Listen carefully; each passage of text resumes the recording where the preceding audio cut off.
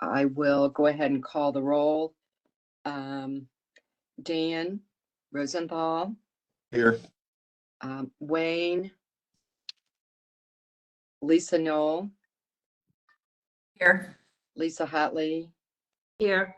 Elizabeth De La Perouse, Here. Lillian Eunice, Mike Nickel, Sharon Mitchell, Wilma Smits. Here. Okay. So I think we have a quorum, and we have at least two people trying to get on. So hopefully they will join us shortly. The first order of business and generic hosts, have we been recording? Started when you said you were going to start the meeting. Perfect, thank you. I just wanted to make sure that we were in compliance here. We need to approve the minutes, and we want to start by approving the minutes from the November meeting. Did everyone have the opportunity to review those minutes? Yes. And do I have a motion to approve? Make a motion to approve. Second.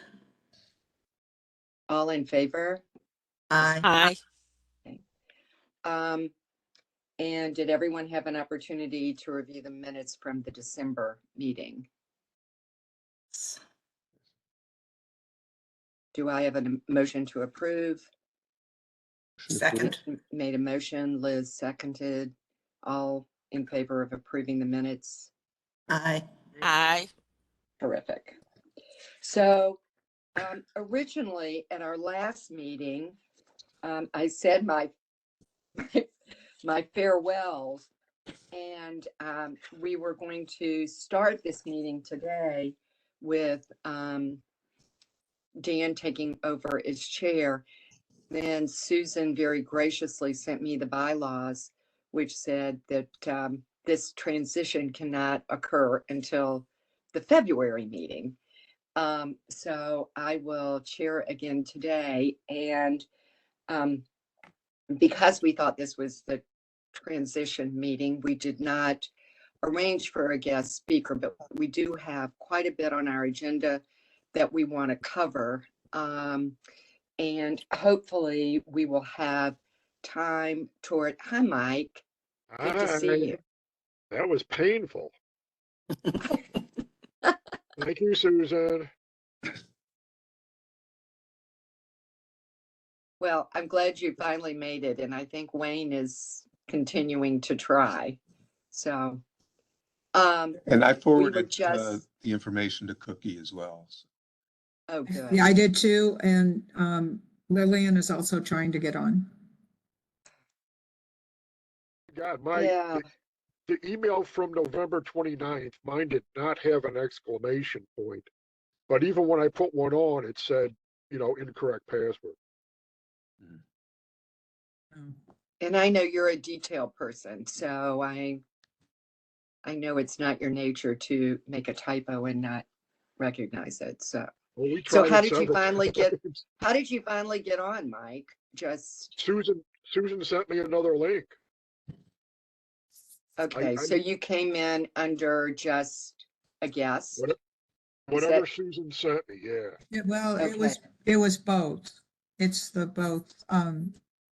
IT sent me the link again this morning, which I appreciated because I was digging the other one out. And that's what I've forwarded. Lillian was apparently she's trying to get on with her phone.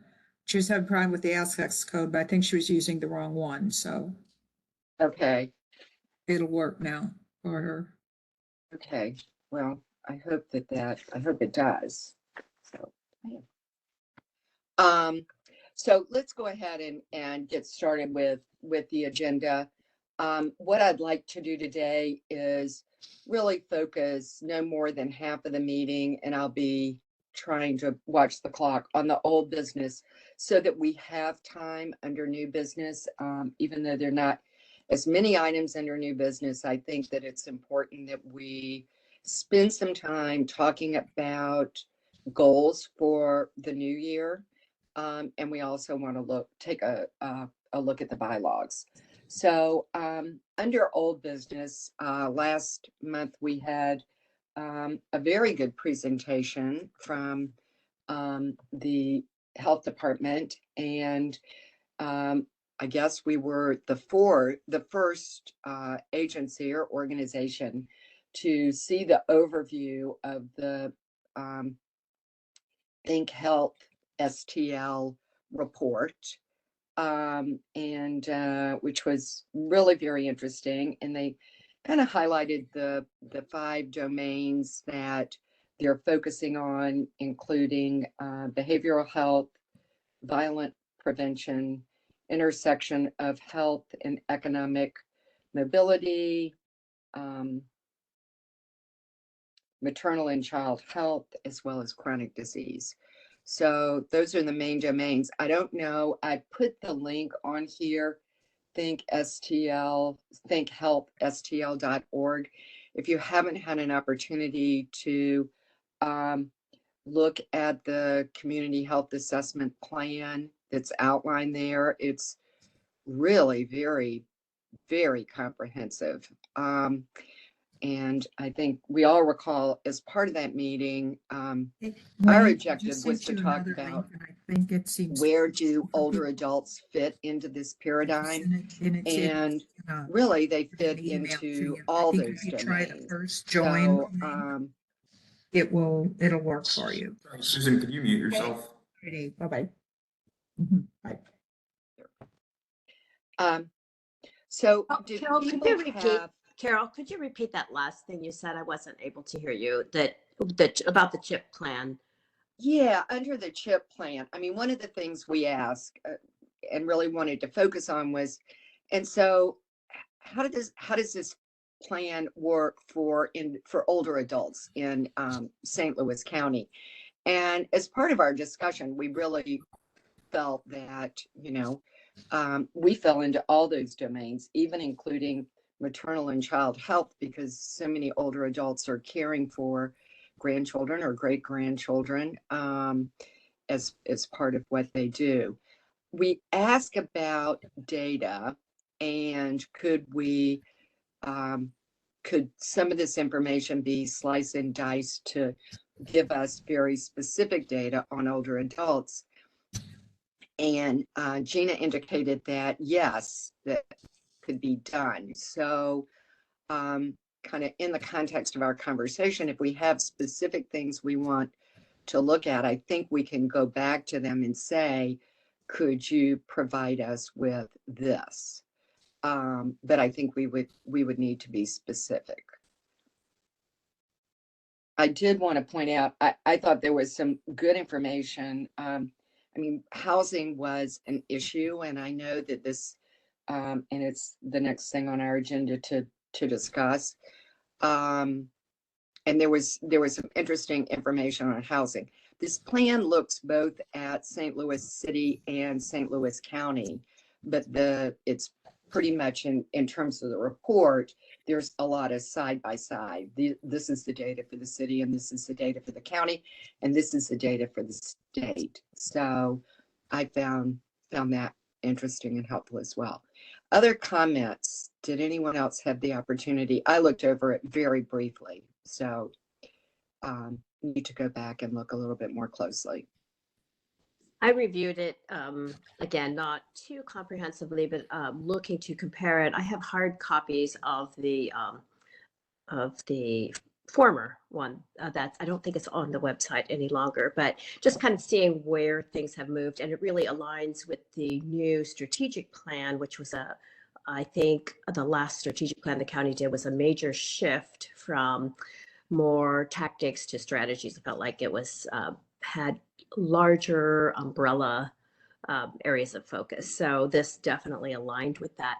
One of the reasons looking, again, I didn't see a lot of breakout for older adults. So I really appreciate you saying that. And I do believe that we should pick a couple of areas that we want to see, whether it's behavioral health, and at least I think it would be good for the county to begin pulling this information even though we may not have a specific need for it right now, it kind of draws attention to the fact that we do have a group that's monitoring and overseeing and kind of looking out for older adults.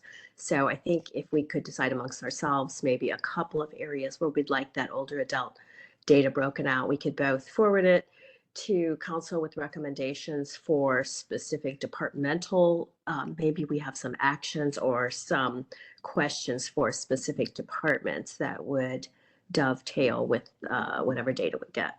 So that's kind of my recommendation. Lisa, I agree with you, and I think it's excellent. And this is your wheelhouse.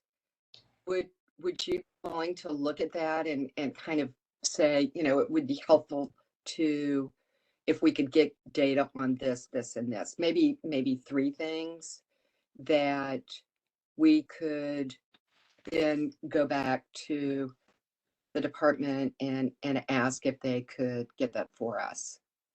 Yes, and actually in the course of this conversation, this meeting today, perhaps there will be 3 that kind of rise to the top with a further discussion. So I'll definitely look for the 3 that I think are relevant, but if you see something or want to know some information that's county specific after the end of this meeting, please, just either send that to me or shout it out here. That would be excellent. Does anyone else have thoughts or comments?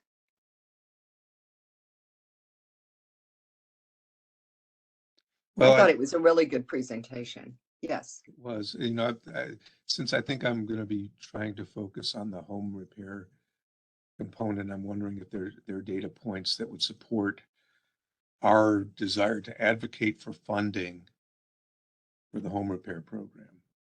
So anything related to people living alone or people, living in inaccessible homes, or anything related to, how home repair could help improve health. That would be great. And there are some, Dan, there are some charts that break that out, but it's not looking at specifically individuals that are over the age of 65 or 60 or whatever. So I think that would be real good information. Well, that's okay. I think what we've been learning over the past year is that, items that help people with disabilities or people with young children also help older adults. So even though it might not be broken out that way, I think we can make an argument that it's going to benefit older adults. Absolutely. Dan, and kind of in connection with that, I think there's also quite a lot of data supporting that these neighborhoods, when the older adults remain in them, they are such a stabilizing force, and that's not something to be overlooked. Terrific. Well, we will continue to follow up on that, and I think, if we can utilize some of the findings from the health department, good for us. And bringing that before the council in the context of what we do, I think is very important as well. Any other comments on this area?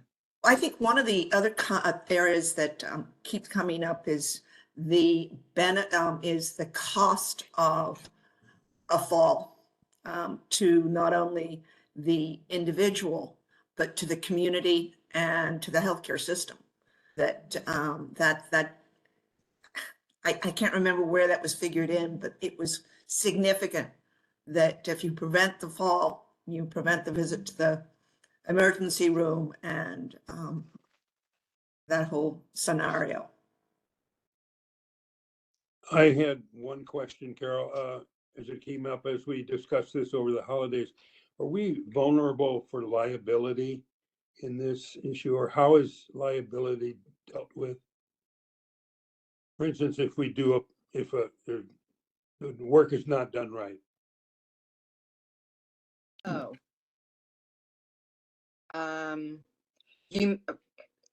Wayne, I just need a little bit further clarification.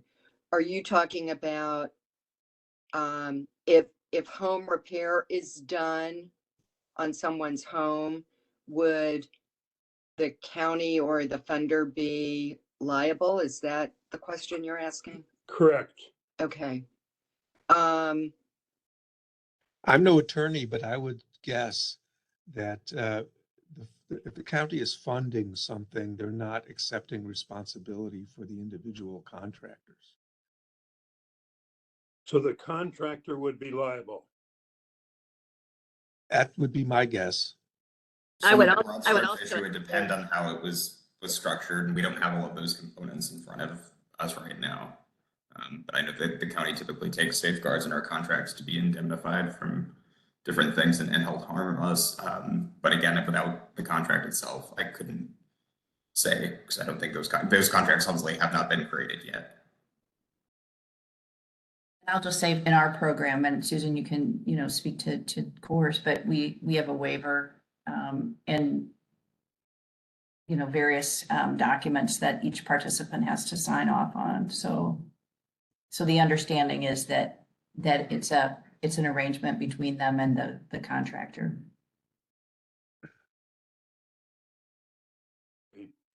Anyway, just wanted to we cover that before we get into it, so you know what's going on. Good question, Wayne. I Check on appreciate it. that. Okay. Any other comments? Lisa, thank you for raising that point and offering to help us better utilize data because it is so very important. If it's out there, we should be utilizing it. Next on the agenda is the Home Improvement Program, which we were already talking about somewhat. And we touched last month on kind of looking at this in the context of, I think we all know the unmet need in this area is really great.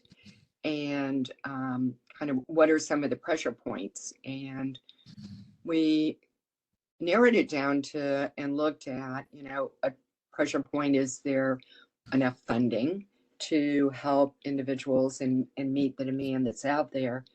But the other pressure point, which Dan has brought up and we've had discussions around, is the whole workforce development issue. And if there's funding, but there's no one to put a new roof on your house or build a ramp or come in and put the grab bars in your bathroom, then the program isn't working effectively. So we I kind of landed on, this is an area we feel we should be focusing on in 2024 in our goals. And Dan, I'm going to turn it over to you for a little bit further discussion because you're kind of taking the lead on this. Thank you. Well, I think because we had such a wonderful presentation from the professor at UMSL, Todd Swanstrom, and he highlighted this issue of workforce development as being kind of the weak link in the chain of this, trying to get home repair done, that we thought we needed to advocate for workforce development. Now, I've hit a bit of a roadblock. I tried to reach out. I went on the website, county website, under workforce development, and I was given a phone number, an email address, and a physical address at 715 Northwest Plaza Drive. And so I called, and it's just an office, and I couldn't get a hold of anyone. I asked to speak to whoever ran the office, and they gave me somebody's voicemail, and I left a voicemail, and I left an email. I got no response, but that's not the way to go about it. I think I need to understand the organizational structure. Who is ultimately responsible at the county for workforce development? That's the question I don't have an answer to. And I'd like to talk to that individual. It's under the Department of Human Services. It's one of the divisions. And Greg Laposa is the director of workforce, and I can send you his email and his phone number. That would be great, because whoever I emailed did not respond. But think it's a I sent an generic- email, I copied Carol on it, and essentially just said, we at the Older Adult Commission would like to be an advocate for an expansion of workforce development program, and we'd like to help educate the county council on the importance of it and do whatever we can in the same way that we successfully collaborated with others on the GrandPad program, did whatever we could to help, highlight the issue. We'd like to do the same thing for home repair. So offered our help. So that would be great. I'd love to talk to Greg Leposa, and I know that Carol and I will be meeting with County Executive Page soon, and this is something I think we should bring up with him as well. If it's helpful, so one of the things we're doing with senior growth and development, I think I reported on last month, is we are dedicating a very large chunk of those funds Yes. to home improvement, which we've not done in the past. So if it's helpful, we could certainly report out to this group, any data that we get on where there are barriers, like we can't find a contractor for X, Y, and Z.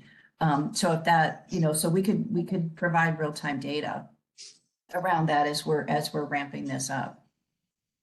That would be excellent.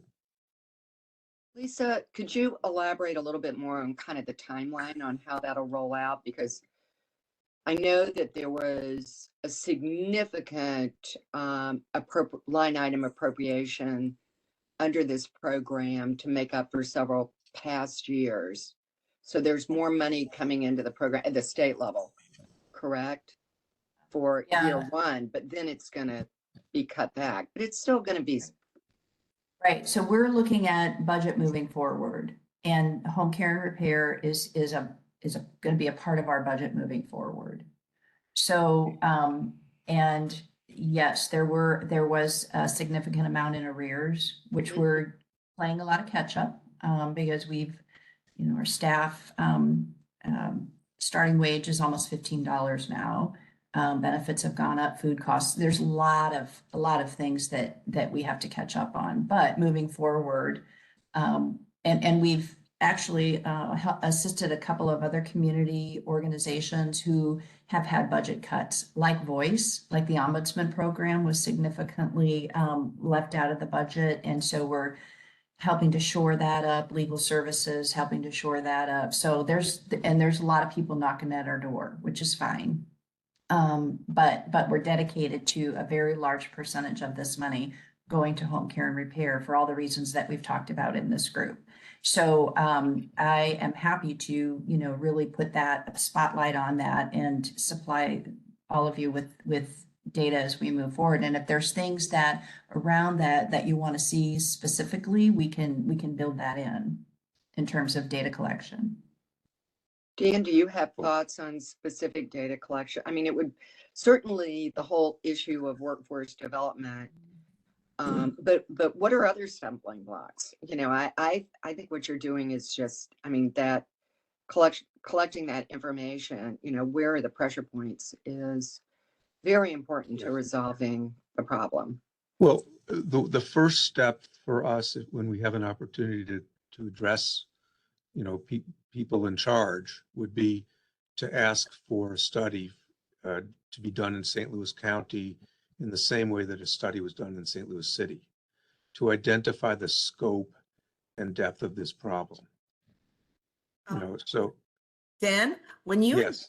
one of the things is when you and Carol meet with County Executive Page, whatever information you have on this will be really helpful. I mentioned it to him when I met with him in December, but I was actually speaking, and he was more interested in GrandPads and that information. And so I kind of concentrated on that and the financial protection. Excellent. We'll share anything that we learn, we will share with this group. And, I think we'll be very grateful, Lisa, for whatever information you can provide to us. But I think what we're looking for are data points that support our argument that this is in fact an important issue that needs funding. And we know from Susan's reports that, you know, there are lots of calls that come in that don't get, you know, attended to because the need is greater than the ability to service the need.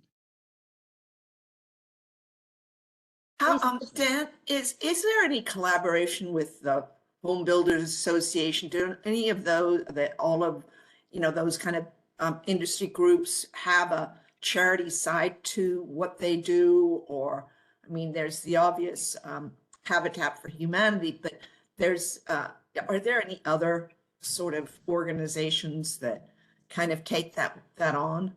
That's a really good question. I will call Home Builders Association and ask if they have any sort of entity within that does this sort of charitable work. I'm not aware of it. And Carpenters Habitat Union? Humanity is more specific to, you know, I think families and building new homes rather than repairs. Right. Uh, But the co- so I don't know what entity does this. Or the This is kind of a carpenter, new, I mean, I'm coming into this cold. I think just as maybe we all are, but it, you know, it really struck a chord with me when we had that presentation, and I think it did with all of us. So this is going to be a learning experience, but I think, you know, in the same way that we have learned about other problems and tried to find solutions, I think this is a big one, and it's not a one-year problem, you know, Mhm. program to solve. It's going to be a multi-year task to get change. but I think, Dan, when you said advocating for a similar report to be done in St. Louis County that was done by Todd in the city, I think that's a really, that would be very beneficial. I mentioned that in my confirmation hearing, and I did get positive response when I said that. So I think there's an appetite for this. I think there is as well. So Lisa, Lisa Hotley, you had a question or a statement? I was asking Lisa if there was anything she already had based on, from your funding efforts. Do you have any mapping data or anything that because this won't be done, obviously, by the time Dan and Carol meet with the county executive, is there anything that you already have that might be helpful for them in terms of mapping the county or general data? In terms of this specific need, I would have to dive into that a little bit. I think at this point, we're hoping, because there is a limit on what folks can apply for, we're hoping that we won't have a wait list. So where there's a need indicated, and again, nothing that none of the services we provide are income based. So it's kind of open. But I'm sure that we have information about where we've been getting calls for these things. So I can provide that at least as maybe a bit of a baseline. Yeah, I It would think be there's helpful to look at. yeah, something that we could at least present. And I know there's already the city, if you said you've already at least had that conversation with your appointment meeting, at least we know that the city data shows a need, and we have areas of the county where if you look at the CHIP plan, where we have very similar needs with the city. So you could sort of extrapolate that we'd have similar housing needs in certain pockets as well. I see Dave has his Thanks. hand up. Yeah, Dave. Just real quick, I don't think this is what you're focusing on when you talk about workforce development, but I'll throw it out here anyway. You all know that the state's pursuing this master plan on aging. I think actually some of you are on the various committees, if I remember from previous calls. I was on the group that looked at workforce development for older adults. And we analyzed the barriers and issues facing older adults and getting employment, and then put together recommendations. I don't think that's what you're looking for, but I just wanted to remind you guys that there was a lot of work done in that area, and those recommendations will be coming out along with all the other recommendations pretty quickly. And then one of the things that I did as part of that work group is I was curious in this area of workforce development. all of the different programs that the state funds, because as I was participating on those calls, people were throwing out all these acronyms and, this wasn't my background. And so I did a little bit of like, a research paper for a couple days, and I came up with a one-page, well, it's a chart that shows all of the different state agencies that somehow get involved in workforce development, even if they weren't focused on older adults. If that would be helpful, I'm happy to send that to you. Please. It may be Yes. more than you want, but it's at least at the state level, and there is stuff in there about what you were talking about in terms of workforce development for, I'll say, the trades. That would be very helpful. Yeah, okay. Right. Yeah. Dave, you can send it to me, you can send it to Dan, or Okay. whatever's the easiest, and Okay. we'll make sure to get it out. Yeah, I think I that have would your be very email. I have your email, so I'll just send it to you, Carol. Okay, great. And Dan, I'll get that over to you. I did look at, there was some mapping chart on St. Louis Economic Development Partnership and the complexity of agencies and businesses and trade associations that were part of that mapping diagram. And I sent that to Dan this morning. It was really fairly overwhelming to the point of looking at it and going, oh my goodness, who's in charge? How do you determine who's in charge here? Yeah. Because I there need a were so secret many code to get- agencies involved. I need a secret code to get through this labyrinth. Yeah. So, well, I think this is a very relevant, timely topic for us to be focusing energy on, and I'm thrilled that Aging Ahead is making this a priority in terms of funding this and moving it forward, and supporting in that arena. How we can support that, Lisa. We certainly want to be able to do that. So, if you have, Lisa, if you have some projections on what that's going to look like that we could talk to the county executive about, because I'm sure he'll have some questions. Is this going to be, what are we looking at in terms of what is being funded, and when might this roll out, and what kind of funding are we looking at? And I can get you where we're at this point. That would be great. That would be great. We have started taking applications. Oh, perfect. Terrific. Is there information on your website about it or no? I don't think so. Okay, great. Other questions or comments on this particular topic? Okay, then we will move on to Liz and St. Louis Elder Financial Protection Coalition, and anything on broadband. Well, I said earlier, I did meet with Sam Page, and kind of one of the big points I wanted to make with him was make sure he was aware of the transition of the GrandPad program to this virtual town hall, and Lisa, please, Lisa, no, correct me if I've got any information that's wrong, but I just felt very, very strongly that that model is something that could be very, very beneficial in rural Missouri, and that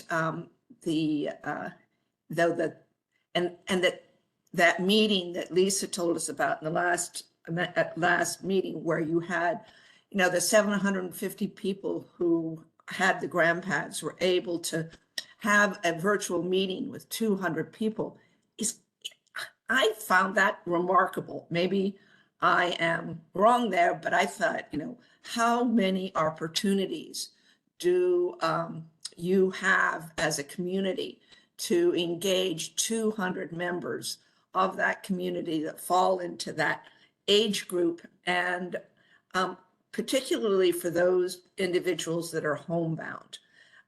This is just that the benefits of that arrangement is significant.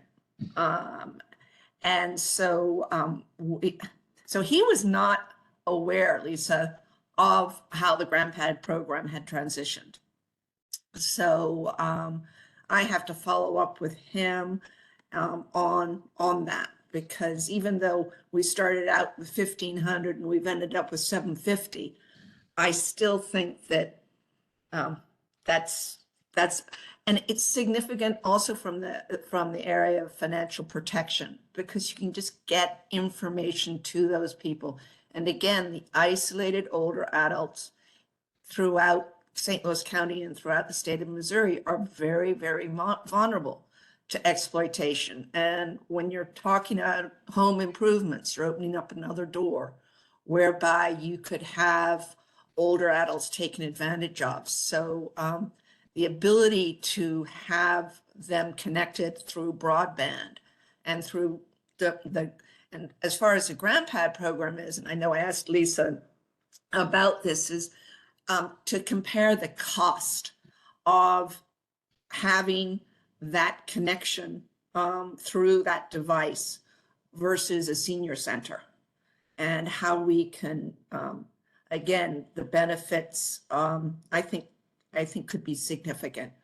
So that's sort of some of the information I'm trying to get. On the financial protection specifically, there is going to be a meeting in Kansas City, end of January, that we would like to have the same kind of presentation discussion in the St. Louis area. Lisa, do you know anything more on that? No, I just know that it's a goal. They have a very, very robust coalition there, and we would like to replicate that. And I know at the state level, they are working at trying to get that same level of participation in all regions of the state. So, so hopefully that'll be coming soon. Great. Dan? Yeah, kind of to piggyback off what you were just saying, the fact that the GrandPad program has kind of this extra layer of protection, in that you have to pre-approve people that you can accept emails from, so that I don't know if that's working well.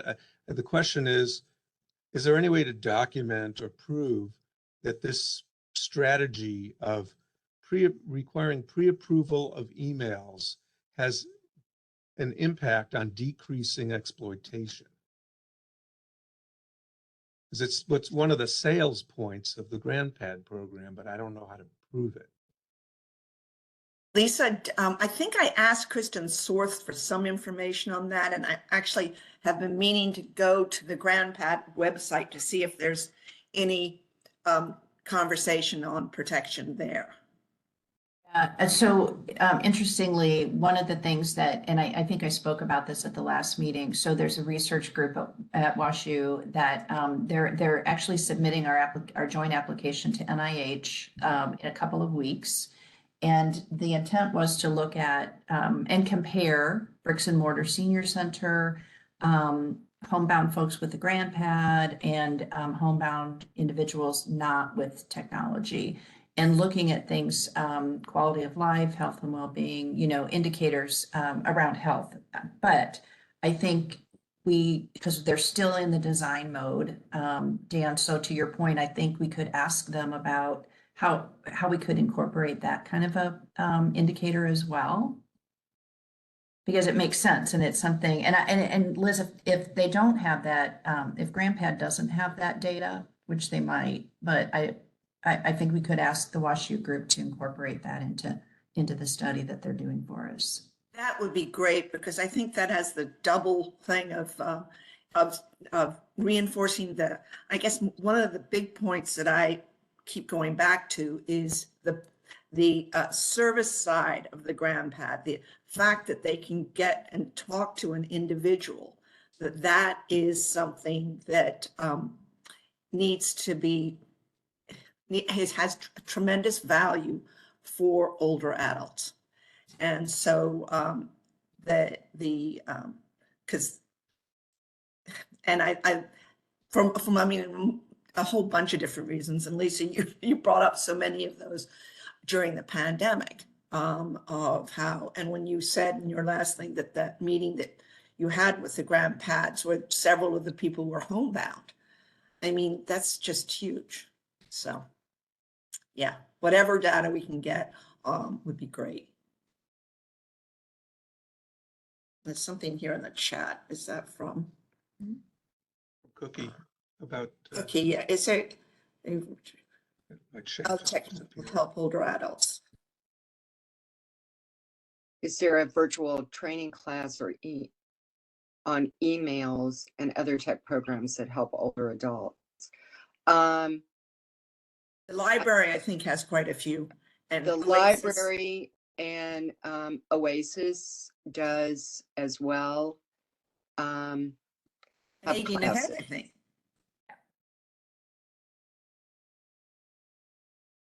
So, Oasis. So probably- Cookie, and I believe, Susan, there was also that group that does computer education.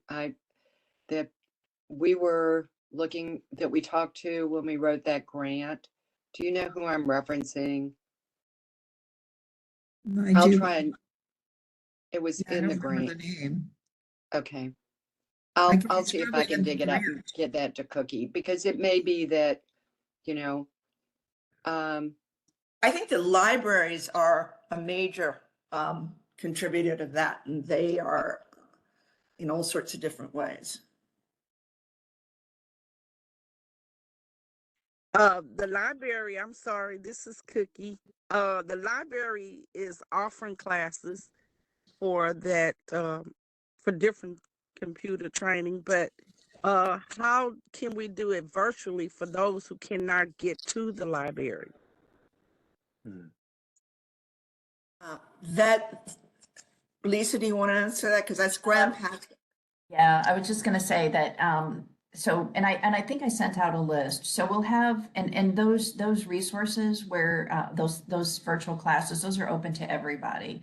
So, and I don't know off the top of my head, there was a lot there and our staff put that together. But, there's a lot that is, virtual, and I can ask our staff to just, highlight some things, whether it's through partnership with the library. I think Oasis might charge for virtual, but I think Oasis tends to they're charge. still good and it's minimal. So anyway, we'll put together a little cheat sheet and send it out.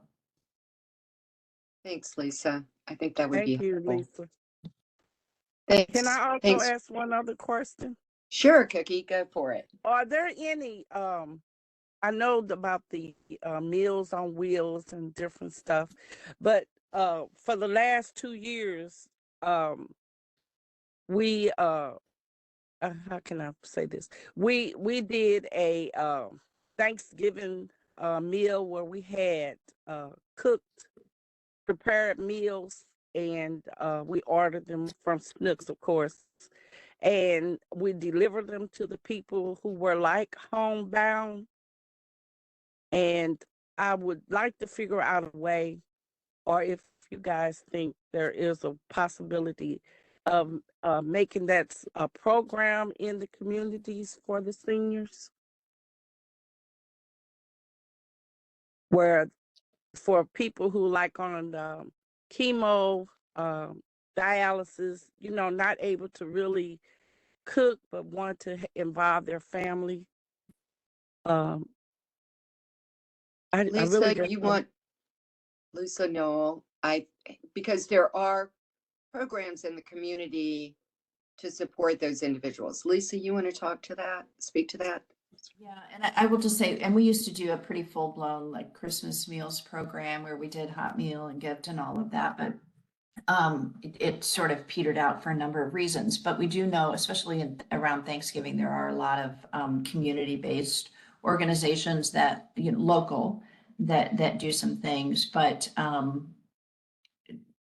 we don't, other than we make sure, of course, that the people that are on our homebound rolls get extra meals for the holidays. We do want to make sure that happens. So but in terms of you know, a hot Thanksgiving kind of meal.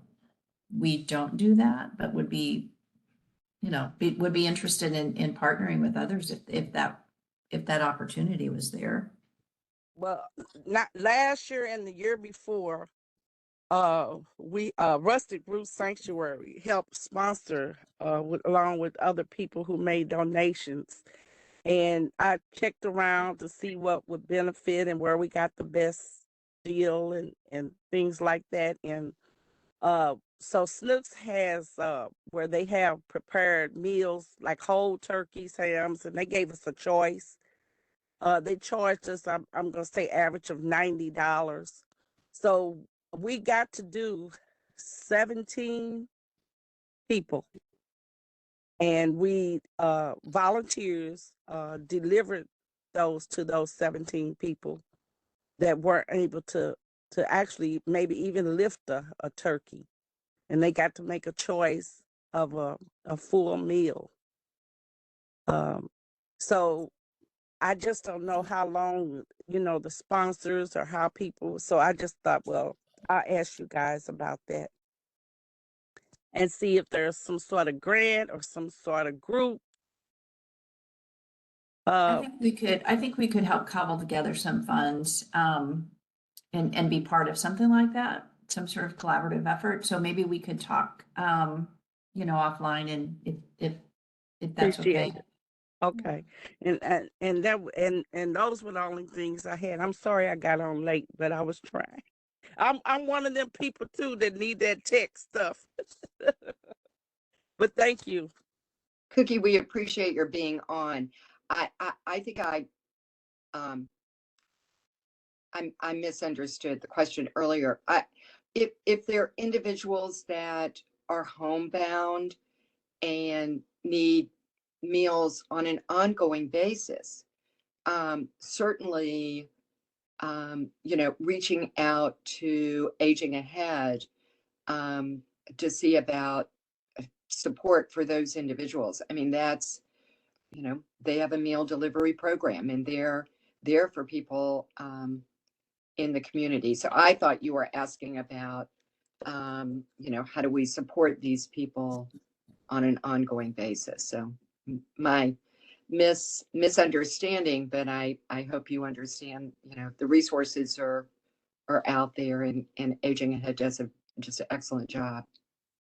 I know I go and research on Aging Ahead, and I share that information for people who really don't know very much about it. And it's really been helpful to me when they ask those questions. I even send some stuff, I think, to you. I was trying to send it to everybody on there, but I thought you would be the best because you would know what I can send and what I can't send. We appreciate your advocacy efforts in your community. The work you do is just terrific. Well, I'm gonna move along to next on our agenda, which is property tax relief for older adults. And I think we talked about this at the last meeting in depth. There have been two bills that have been filed on circuit breaker legislation. They're quite similar to what was filed last year. There is a circuit breaker kind of work group of individuals as well as a number of organizations that are taking this on as a piece of legislation they would really like to see passed this year. And they have calls every other week on Fridays. I know Wayne has been on those calls in the past. I've been on those calls and will continue to do this. But if anybody else wants to be on these calls, please let me know and I will forward you the Zoom information. The next call is January 12th. AARP is taking a leadership role in this, moving this forward, as is the Missouri Budget project. So there's lots of good information out there, and I think they're going to be coordinated advocacy efforts to try and move this legislation forward this year. The bills were filed early, so hopefully they will get hearings early. All that said, I think the political situation in Jefferson City, we may not see a lot of legislation move forward because with the upcoming elections, sometimes it's difficult to move things forward when people know they're up for reelection or trying to position themselves for higher office. So we will see how that goes. And this is, a priority as well. My understanding is there are also a number of bills that were pre-filed to correct the Senate Bill 190 that passed last year in terms of property tax relief. So we'll see what happens in that arena as well. Any other questions in regards to the circuit breaker legislation? If anybody wants to read it, I can send you a copy of the bill. It's very similar to last year, basically looking at raising the income guidelines to qualify substantially, as well as kind of reworking how quickly people, the amount of money people can qualify for depending on their income, and changing those parameters, because there were previously there were people who were applying who were at the upper end of the qualifying guidelines, and they were getting a refund of like $15 or something. So, Carol, those are being changed. Yes. Carol, I'm also on those calls, and I'm also going to be meeting later on the end of January with Jennifer Duckler, who's Missouri Financial Director of Government Affairs for Missouri, MFH Foundation, Missouri Foundation for Health.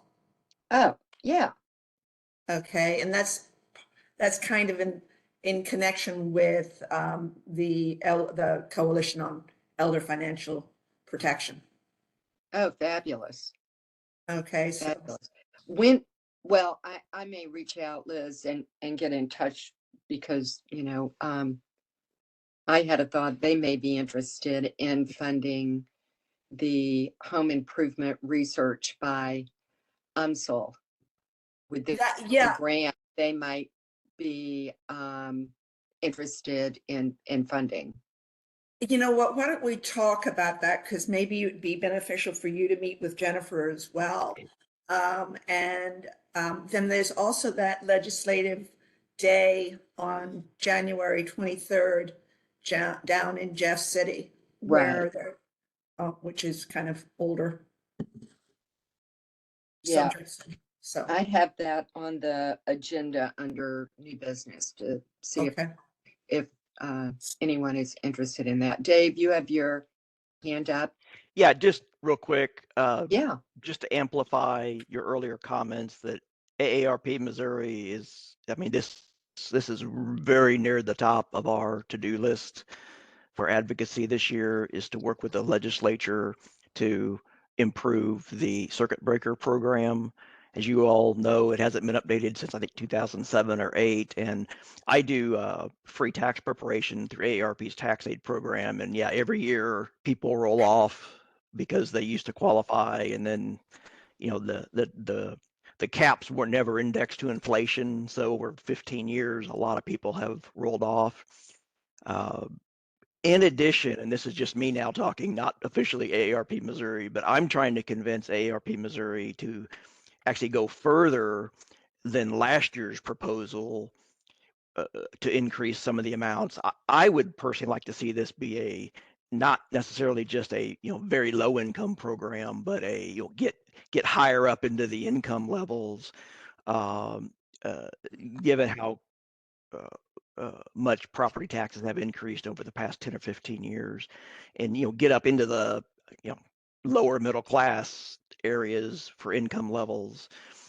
I don't know if AARP Missouri is going to take me up on that, but I'm at least talking with him about that. I also think the legislature, and they probably won't do this, but I think they need to think about, are we going to improve the circuit breaker and keep this county level property tax freeze? Are they are both going forward, given all the problems that we heard about with those programs? Or is an increased circuit breaker going to ultimately replace the freeze? I think they've got to figure out what do they really want to do here. And while we are supportive of the freeze, and we talked about this earlier this year, we do feel like there needs to be some income or house value caps on that as well. And, there's so many questions about the legality of that whole program, about can county councils actually freeze taxes for taxes they're not even authorized to, deal with, like fire districts and schools and whatever. So there's a lot of discussion that needs to happen at the legislature that we're going to try to bring and see what happens. Yeah, I appreciate that, and I think it's going to. They do address things in two separate ways, but it'll be interesting. I do feel there'll be some pushback from elected officials. We've already been down that road and done this, which I think that's right. It's going to be kind of tough. Ideally, I would love to see a properly focused circuit breaker with a properly capped freeze. And to me, as a public policy, that's good going forward. Now, I do understand, there are issues at the county level. If you're, capping revenue from certain segments, then, these are funding very important programs. And so you got to think about this whole thing holistically. But I just think a combination that's properly targeted and capped seems like a good policy going forward, but we'll see. Thank you for sharing that insight, especially with AARP and their involvement. Mike, you have your hand up. Yeah, I'm sorry, kiddo. I hate to come late and leave early, but I've got to ring off here. For those of you who don't know, my wife fell and broke her hip recently and had surgery, and the staples come out today. So I don't want to keep anybody waiting to get her staples out. So we're going to go see the nice orthopedist and get that taken care of. But I will be back. Thanks for being with us, and we wish Linda all the best. Will do. Thank you very much. Thanks, Mike. Thanks, guys. Take care. Take care. Bye now. Yes, indeed.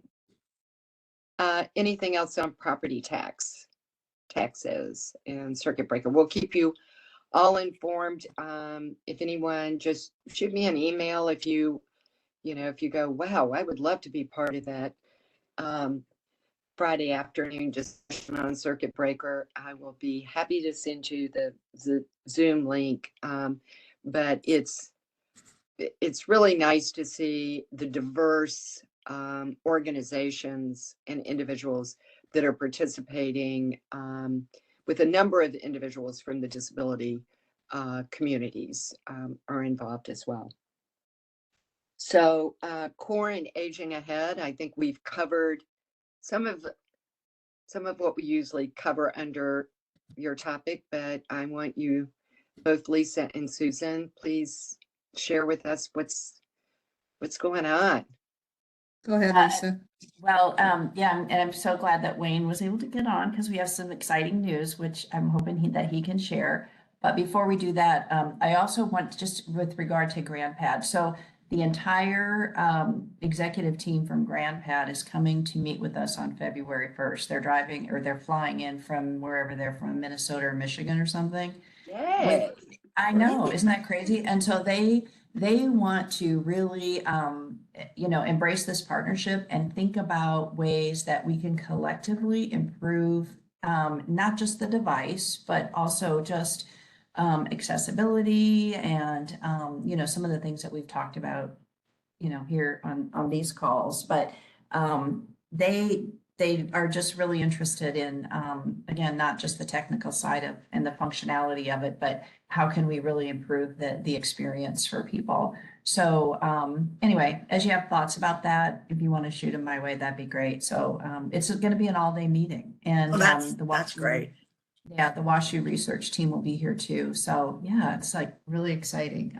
But anyway, even more exciting, or equally, I guess. So Wayne has been working kind of behind the scenes. University City has been a real challenge for us for a number of reasons in the last few years. It's as you know, it's a very underserved, high need area, and we don't have a presence anywhere in Mid County. So we were just really working hard. Our champion at the city, who was the Parks and Rec director, is gone. There's a replacement. But anyway, long story short, finally, and again, our efforts, and in particular Wayne's, we've made some progress. So do you want to tell us what you've learned? Well, yes, I do. And I wasn't really sure that the director of Parks and Recreation was gone. But that's significant information for me. They're scheduled, the chairman of the senior commission is going to meet with Lisa or some of your staff and what have you, and work things out. And they have had a number of problems in University City with flooding and availability of facilities. And so as of yesterday, my contact with Alita Klein, and she is on the council, and I'm very impressed by her. She has worked closely with the senior commission, and she's pretty aggressive, and that's good. And the chairman of the commission, the senior commission in U City, is also aggressive, and they're anxious to move forward. And so they're going to meet with aging ahead staff, Lisa possibly, and whatever. So there's kind of a renewal, I guess, of getting back into the community after, I don't know, it's what, several years that has been where they have been absent. And I participated in many of the activities previously with Aging Ahead and all that, and they were very positive. And then it just kind of collapsed, and now it's reinvigorated and everything's going on. And so they're meeting with Lisa's staff, and they'll be pulling together some plans and some activities, and hopefully that will be meeting this month. One of the other things that the chairman, and her name is Teresa Huther, chairman of the U City Commission, and she's very motivated, is the words I have. And one of the things they're doing, which I thought about, what about us, and how does this affect? But they're planning for a meeting in April in the library, and it's, I guess, inviting the community, a discussion on seniors. And what is that? Does that say anything for something we should be doing or whatever? Is that appropriate? And I talked to Lisa, I mentioned it to Lisa, and I understand I wanted to attend that, and Lisa said she might be able to as well. And what is going to be the purpose, and what are the results? And is that something that we are doing or not doing, or is that a possibility in our communities? Anyway, I'm anxious to be there and see what they're going out to reach out for.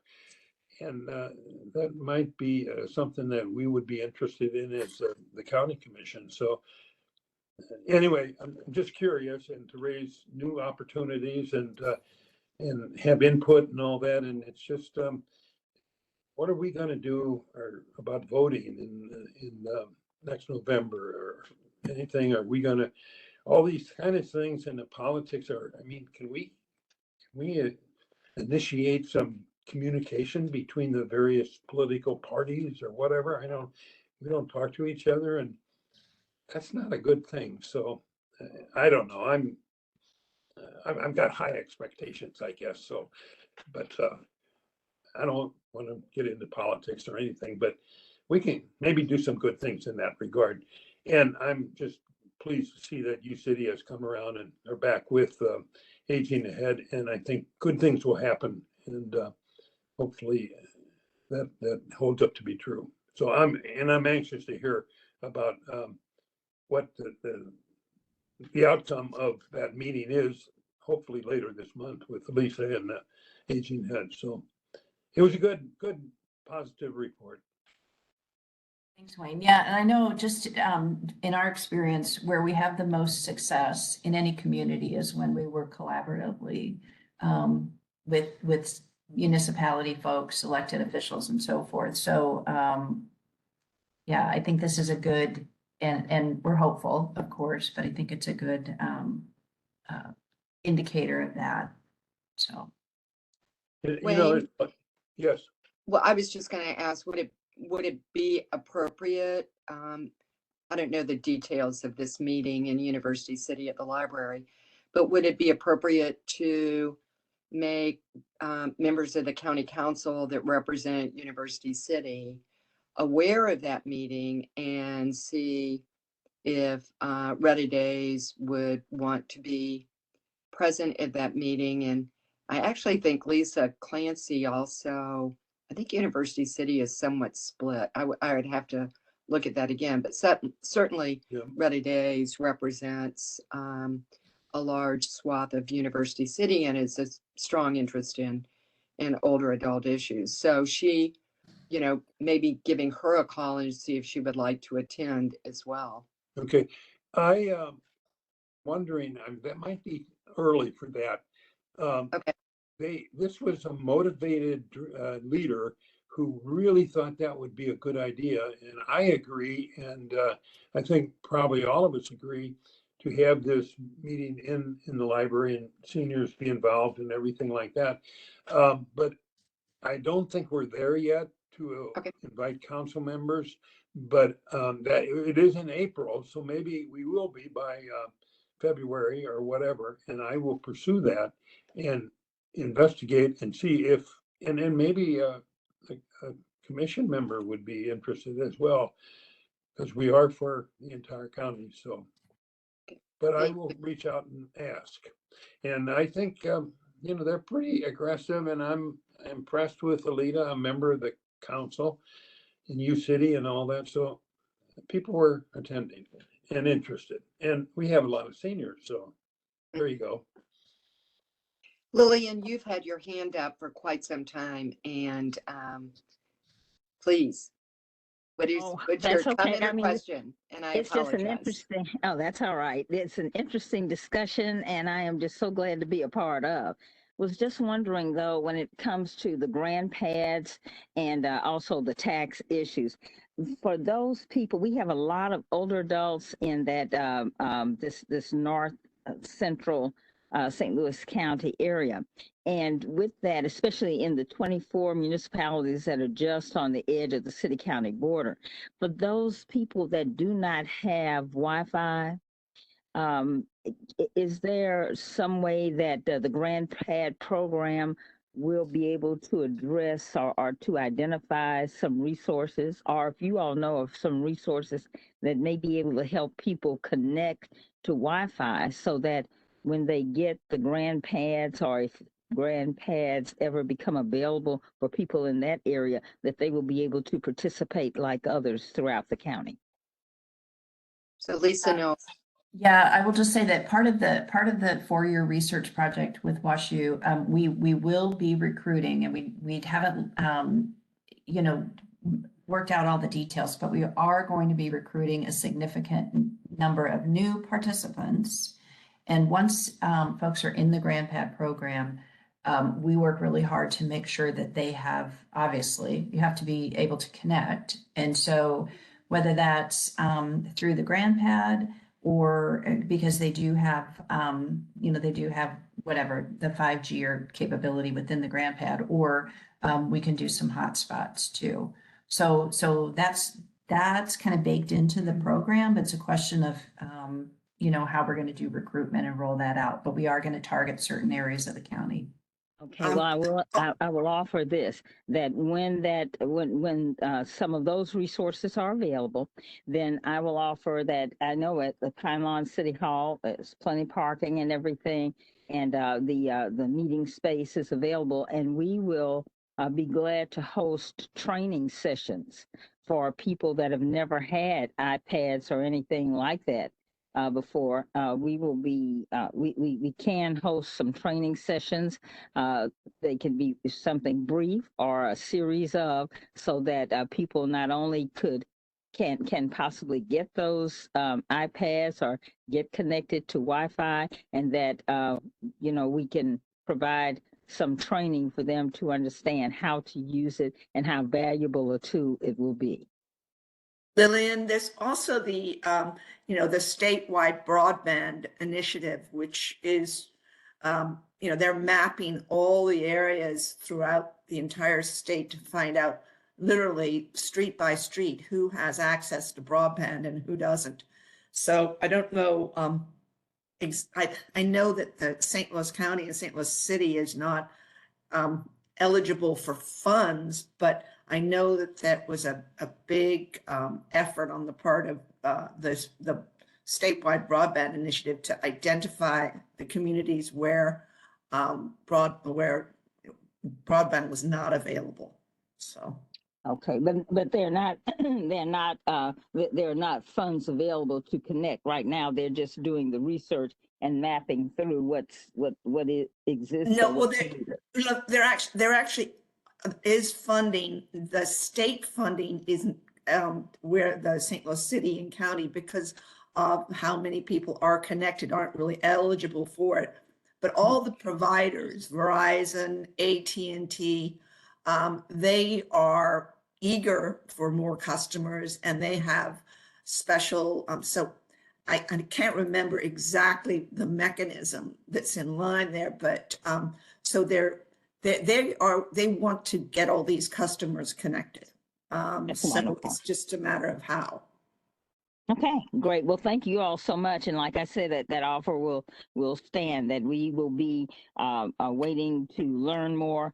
And at the point when it is appropriate, training, I know, will be needed. And we will offer that, and we can offer it in small group or large group sessions. Great, thank you. Thanks, You're welcome. Lillian. That's a great resource to have, and really a good point to bring up, that, you know, we still have a number of seniors who are in need of technology. Yes. Both the equipment and the connectivity and the training. So Cookie, you have your hand up, and after that, I want to move on so we can get to our new business shortly. I think Miss Lillian is riding on the same thing that I had just mentioned earlier, but I would like to know about the transportation, because I heard her say something about the center where in Pine Line. How would she come up with? I'm just trying to get an idea, because that's the problem out here is transportation.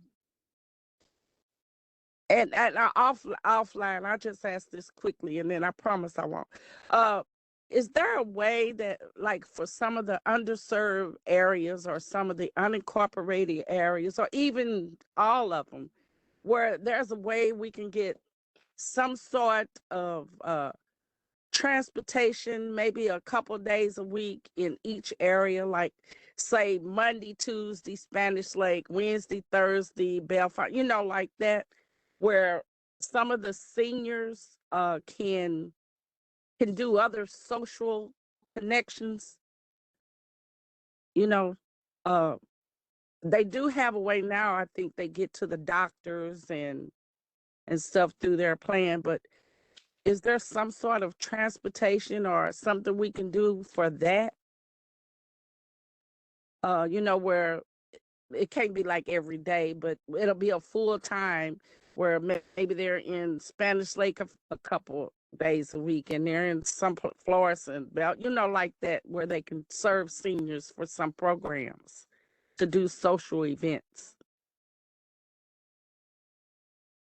I will just speak for us, for Aging Ahead, the AAA. So the transportation funding that we have access to is federal, and it is limited to senior centers and doctor's visits. So anything outside of that, we wouldn't be able to fund. But I know that there are probably other organizations that might do that, but we would have to look at a different funding source if we were to do that. Susan, anything on transportation? I know your program is also pretty much limited to medical and is very dependent on the number of volunteers. It's very dependent upon the number of volunteers, and in a lot of areas of St. Louis County, and some of them are the more underserved areas, we don't have volunteers. And so we're limited with what we can do. In years past, when we have looked into getting like a van, it's just cost prohibitive. I mean, it's extremely expensive. The cost of the vehicle is just the very small part of it. But there's a lot of liability issues. There's salary for drivers. There's all kinds of things. And it was just something that the county has really never had funding for. Without it, cutting into other essential services. So I think if it ever happened, it would definitely still be focused on like doctor's appointment, possibly grocery store visits. But the socialization piece is probably not something I foresee happening anytime in the near future. That's just my opinion. Yeah, this is the purpose. This is the perfect sort of activity that an institution like STL Village could serve if it were able to expand to the county. So the Village to Village movement is an organization that does provide a lot of the services that you're talking about, but it's a membership organization. And if it doesn't have membership dues, then it has to generate funds through grants or through, has to get donations. Unfortunately, currently the only village movement that exists in St. Louis is in the city, and it gets a lot of its funding through the senior fund. I don't know how to do this, but it would be great to either expand or create another village in the county that could provide some of these services that aren't being provided by other organizations. Not a good answer, but it's a thought. Well, I think there's activities that people can join, but they have to get there. Cookie's absolutely right. All the activities in the world don't help if you can't physically get yourself there, and they're in-person activities. So I think transportation is, and I'm afraid will continue to be, an issue for a number of people. So. Well, pre-pandemic, the STL Village provided transportation through the volunteer services to get its members to events. Right. So that's what I mean, and we did too. Pre-pandemic, we had a lot more volunteers than we do now, and people just got concerned about doing what they were doing. I mean, we're taking, most of our volunteers are in a vulnerable demographic, and they're taking people who are in vulnerable demographics to places where we know people are sick. So it's, when you kind of take it to the bottom line, it's pretty understandable why people are hesitant to do it. I don't think it's people don't want to do it. I think they have some concerns about doing it, and it takes very, very special people to be our volunteer drivers. So I always appreciate what they do. So. Kind of on a slightly different, but on the same line, I was talking with somebody who's part of the county transportation thing, and they were saying that having reliable bus service that is clean and affordable is really long-term the best solution to making sure not only seniors, but everyone can get around safely. So just a thought. Transportation has been an issue on our radar screen as a commission and will continue to be because it is one of those Achilles heels to be able to access services and resources that people want. I'm going to go ahead. Lillian, Carol? you had your hand up as well. No, I think- my question was answered earlier. Okay, great, Sorry. great. I'm going to move Carol, us can you hear me? along. Oh, sorry.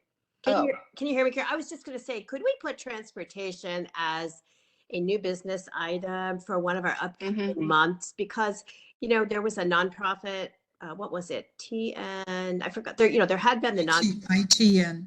Yeah. ITN. So I think it'd be a really good thing for us to kind of be able to take a deeper dive into that and maybe talk about some of the models that we're throwing out there right now, who might we could follow through with, look to see what Lyft and Uber are doing currently.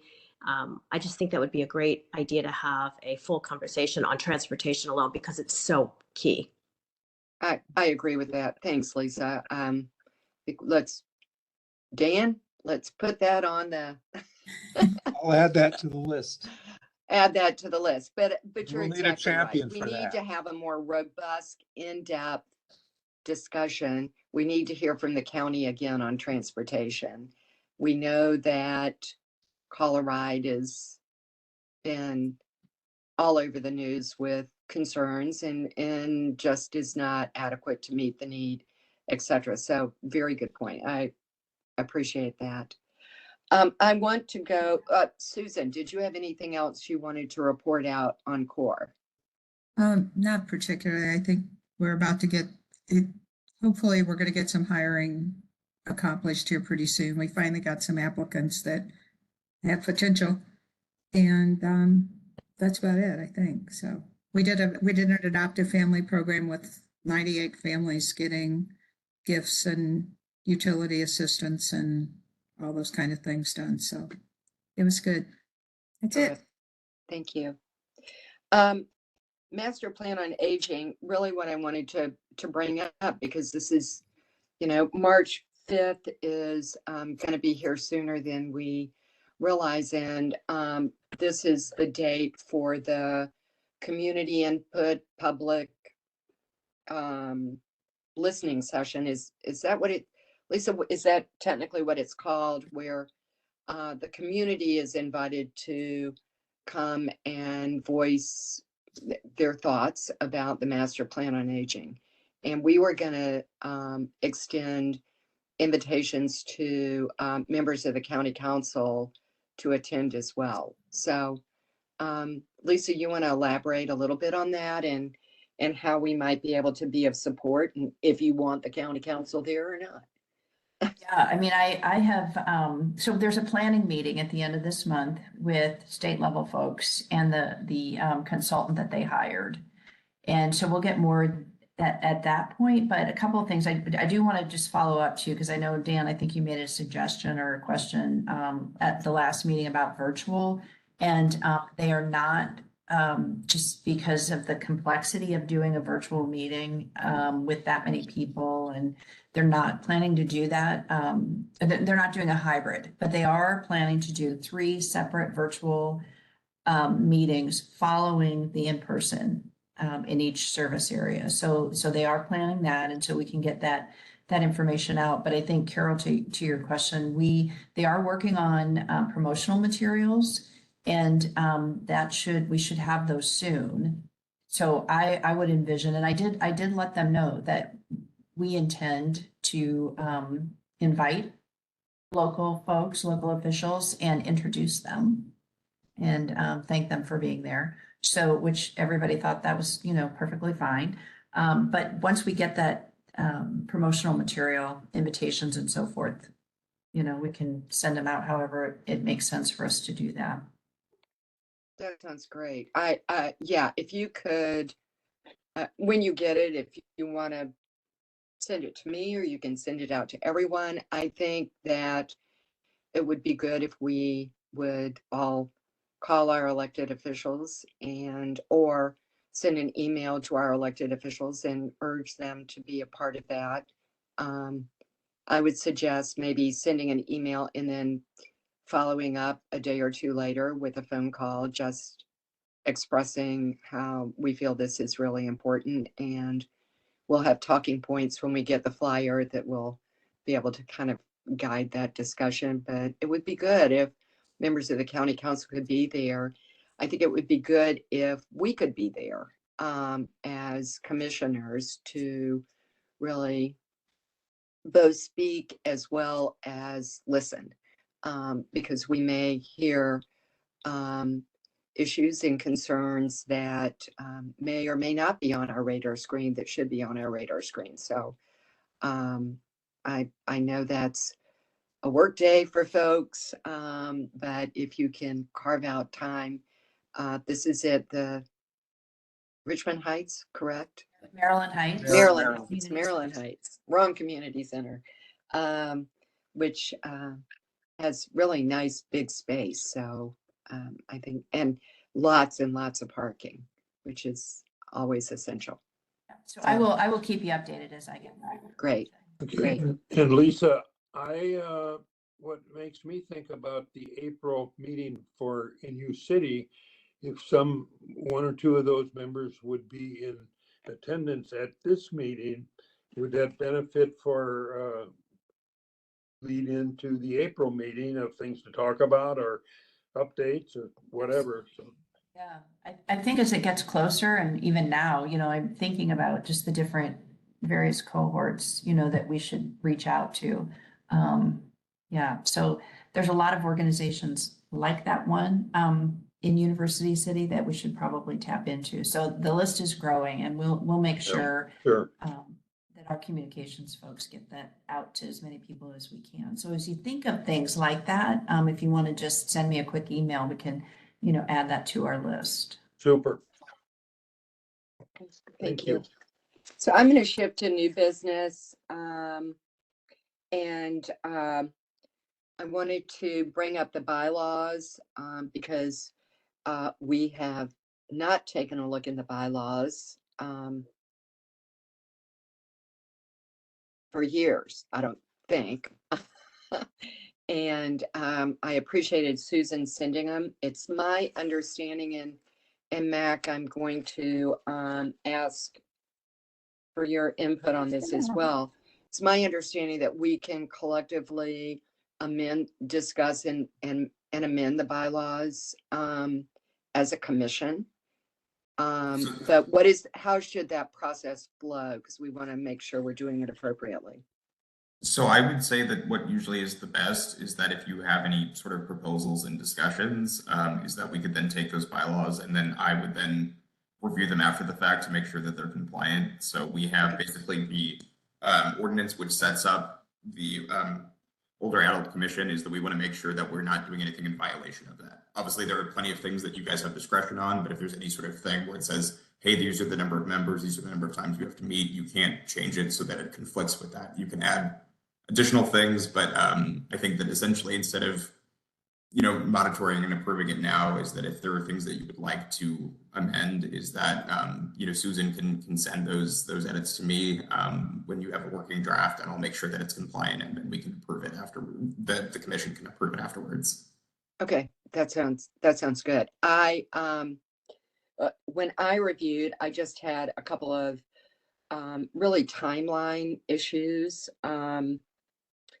under C and D. Under C, it's that we would, it says on the second meeting each year, reports shall be given which cover the activities, recommendations, and accomplishments of the commission from the previous year. We generally do that in the context of the report that we also write for the county executive and the county council, which is under D. And it says we will present that in March, and we have been doing that presentation in May for the last several years so that it coincides with older Americans month. And so those would be kind of just minor changes that I was looking at. Do people have concerns? And Wilma, you have your hand up. Yes, I think adjusting the bylaws there is fine, but going up, when I look at the meetings, it says that we meet 6 times annually. I think we need to incorporate either, well, in person or virtual, because we need to make sure that it's up to date. You see what I'm saying? Yes, and it also is at least 6 times because we do meet more than 6 times. But so are you recommending we incorporate virtually or in person, or do we need to specify? Because I believe at our last meeting, we said we would meet 3 times a year in person. And we need to have that in the bylaws, and I agree that we should meet in 3 times a year in person, but we need to say that, and also say that we have the option of having virtual. So if we can't do it because of weather or health emergency, we can still meet and be compliant to the bylaws. I think the last sentence in section A, the meeting shall comply with the notice and meeting provisions. I think that was kind of designed to cover so that we didn't have to have specifics. At the time, we took the whole summer off when we put these bylaws together. When the commission was started, the 6 was lower even because we were actually meeting 9, but that allowed to go to bi-monthly meetings. So we kind of used this as a template that didn't require us to have specific styles of meetings or anything, just sort of that we know that we're in compliance with county requirements. And so that was the whole, just like with the bylaws, basically they were put in place to say, as a commissioner, you can't speak for the commission. You may speak as a commissioner with an opinion. If you're speaking for the commission publicly, then you need to get a vote of approval from all the commissioners. And we have some fluidity with our meetings in terms of location. And this was obviously done pre-pandemic. So virtual at the time wasn't even on the radar. So I don't know if we need to add virtual, or virtual was added into county compliance. Therefore, we don't need to, I don't know if that's redundant if we're county compliant, you know what I'm saying? But do we need to say how many are virtual and how many are in person, or is that allowed with saying we just need to be in compliance with county commission requirements? Yeah, what is chapter 610 and chapter 114 reference? They're about the Missouri Sunshine Laws, and so That's what obviously I we're a public thought. body, and so therefore that's why we have to post the agenda a certain period of time in advance. We have to make it open so members of the public, if they'd like to attend, we have to record minutes. All of those are sorts of things that are compliant about that. But I do think that Lisa is right, though, is that having more flexibility, which this allows, is better, as opposed to, obviously, you as a commission can make everything that is in compliance. But I think that, because we don't know, obviously we didn't know that there was going to be a pandemic in 2020. I think having the flexibility of virtual or in person, which I don't think that we need to specify here. I think that this meeting is allowable based on, this being virtual and everything. Obviously, if you wanted to put in place that a set number of meetings had to be in person, if that's a desire, then we could do that. I think that it's usually best to make things less restrictive as opposed to more restrictive, because we don't know what the future holds when it comes to any sort of thing that might prevent people from coming together. So I would just, be cognizant of maybe not putting everything fully spelled out, because there's a greater chance then of you being in violation of the bylaws which you created if we make things too stringent. Wilma, are you okay with that? Okay. Yeah, Carol, I'm fine with that. I just want to make sure that any way we meet would be okay according to the bylaws. Yeah. And well, I completely, I think that's a valid concern. I think that both virtual and in person are compliant right now with these bylaws. The other question I have, and something that it does specify kind of the leadership transition under B, that there will be a chair, a first vice chair, and a second vice chair. And Wayne is stepping aside to be there for his beautiful granddaughter. And Wilma has graciously said that she would serve as vice chair. I think we are going to need a formal vote on that, and we were going to do that at the February meeting, but we will need a second vice chair at the second meeting. So if anyone would be interested, and I will say that that can be someone, it's my understanding, and Mac, you can correct me, but if someone is served in that role previously, but is currently not serving in leadership, they could again serve. That's the way I'm interpreting that. So if someone was chair, 5 years ago, and they wanted to serve as second vice chair, that is permissible under the way I'm interpreting the bylaws. So mute. You're on mute. I apologize about that. That's also my interpretation, Carol. So it's about the, consecutive in that position. And so if there's been a lapse in between times of leadership, that certainly somebody could absolutely volunteer and serve again. So if someone, Another option would be to eliminate, these bylaws were basically they were basically copied from the Commission on Disabilities. That was the model, basically all the language, and then we just modified for our specific needs. So in this case, if we didn't think the second vice chair served a role in the current capacity that we have, we could also probably vote to eliminate that position and change that so that there's a chair and vice chair.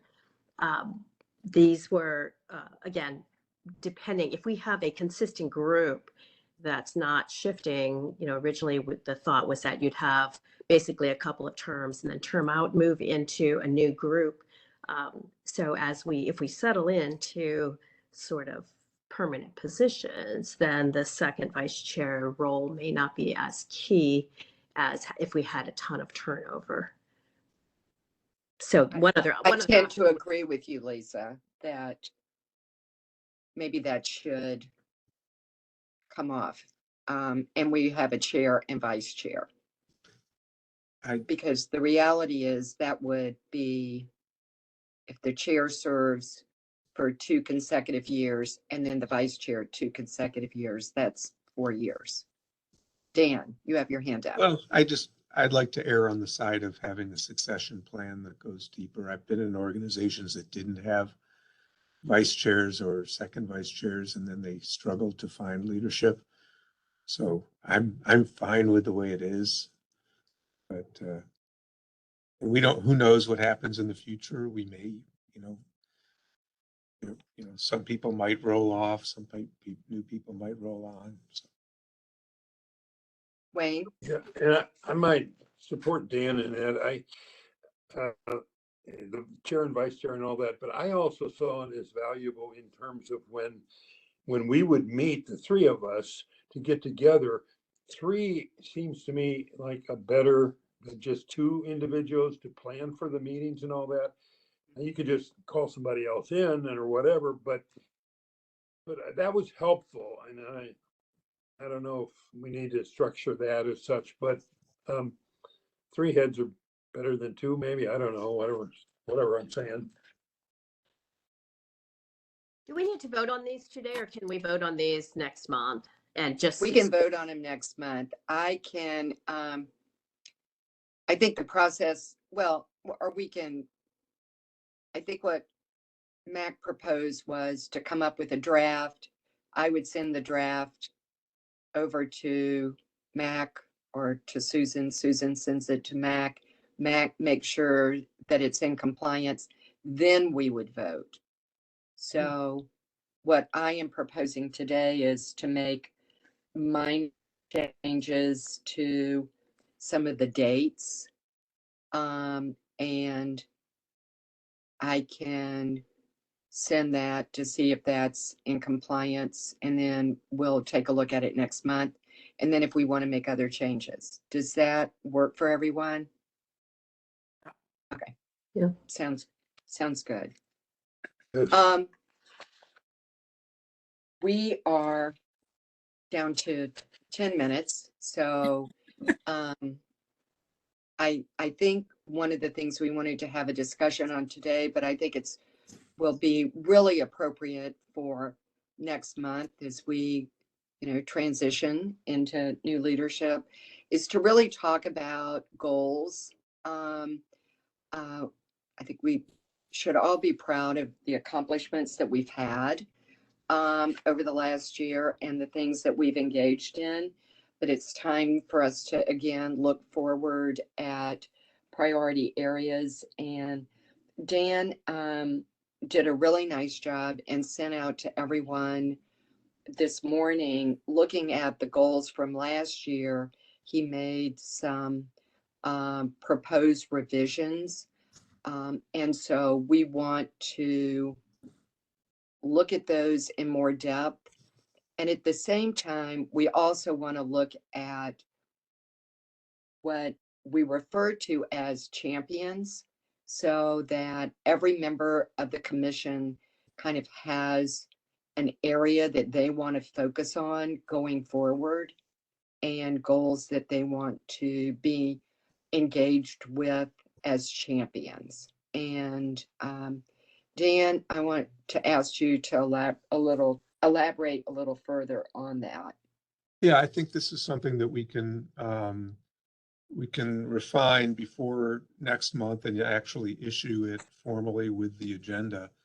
But the thought was just to look at the 2024 goals and see which items we've actually accomplished and which goals then would roll off of our 2024 goals, and then which ones we would add. And I think we spoke about a few of them today, transportation being one of them that could, that we could elaborate on, advocate for the county, for county input on improving transportation program, and maybe find other providers to collaborate with would be something that we would pursue.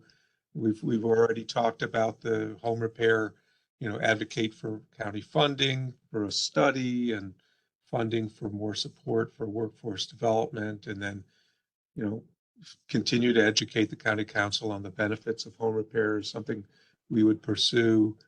We would continue with the circuit breaker program, and we would continue with, all the corpse mobility and accessibility items that are long-term goals, as well as the collaborating with the Commission on Disabilities goal for universal design. Kind of going backwards here. Continue with the social and civic engagement pursuits. Continue to advocate for, full participation in all council districts with members, with commissioners, and then continue to serve on aging and behavioral health council and subcommittees.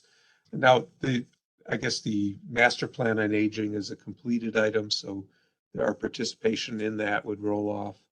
But I think something we could discuss for next month, or if you want to send me items, if there are any suggestions of areas where we should be pursuing some input, let me know and I'll add it to the list and we can issue that with the agenda before next month's meeting.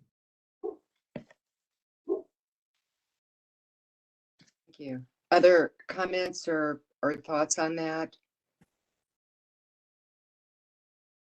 So I think it's really good this has kind of been a little bit of our guide going forward over the last year. And then we try and update this on an annual basis, focusing on those kind of 4 focus areas that are part of the age-friendly framework.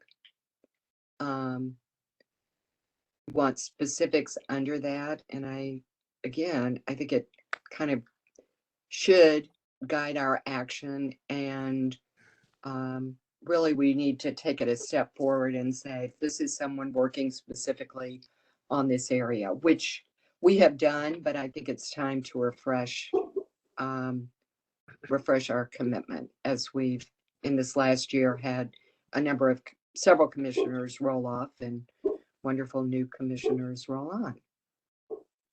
So Carol, do we still have District 2? We don't have anyone in that. we don't have No. anyone in District 2, and now Dunaway is going to is not going to run again.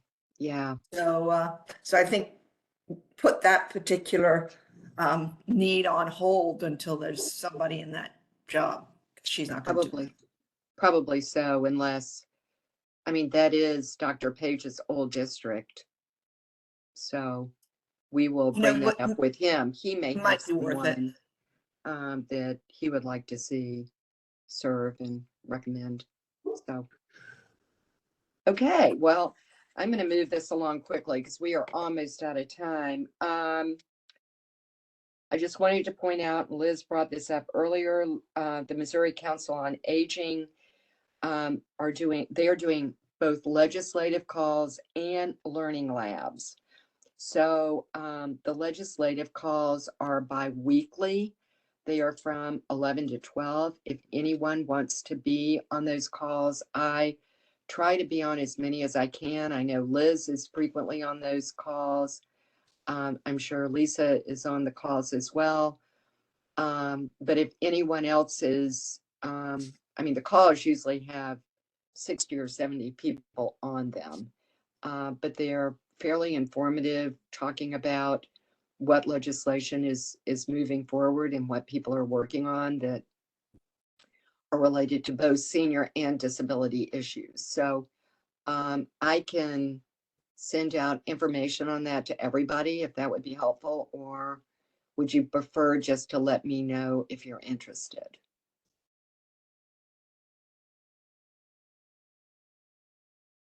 Oh, I'll just send it out to everybody and then you can make your decisions. But I think that that's informative. And their lobby day is coming up on January 23rd. And that, again, is the Missouri Council on Aging, which Jamie Opsel is very involved in. So very quickly, Jamie is not here to report on Senior Fund. Sue isn't here to report on Commission on Disabilities. Any share out information, any commissioners have a share out you want to add?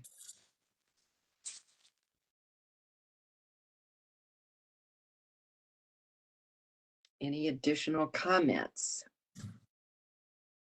I'll tell you one additional comment, just to let everyone know that,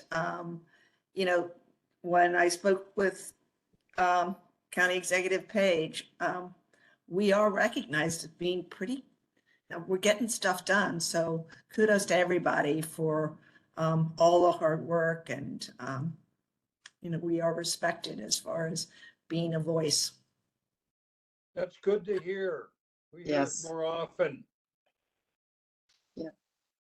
Yes. We've been productive. We should pat ourselves on the back, and we're doing a good job. So I am going to wrap up in a very timely manner. I have less than 60 seconds and we're going to end this meeting on time. Dave, I wanted public comment. Anything else you wanted to add? No, thanks for allowing me to sit in. As usual, very interesting and wide-ranging agenda. Glad to see. Well, thank you. And we appreciate your being here representing AARP with Sure. providing more insight for us as well. So thanks, everybody. Happy Thank New you. Year. May Happy New Year. 2024 be tons of fun. And Sorry, Carol, we'll need to do a motion Matt. in a second to end. Oh, yes. I need a I'd like to motion make a motion to, to adjourn. Second. I'll second. okay. All in favor of adjourning? Although I know- Aye. All right. Thank you. I always everyone. forget. We are ending this meeting on time. Thank you. Happy New Year. Happy New Year. Thanks, everyone. Fun time. Bye-bye, everybody.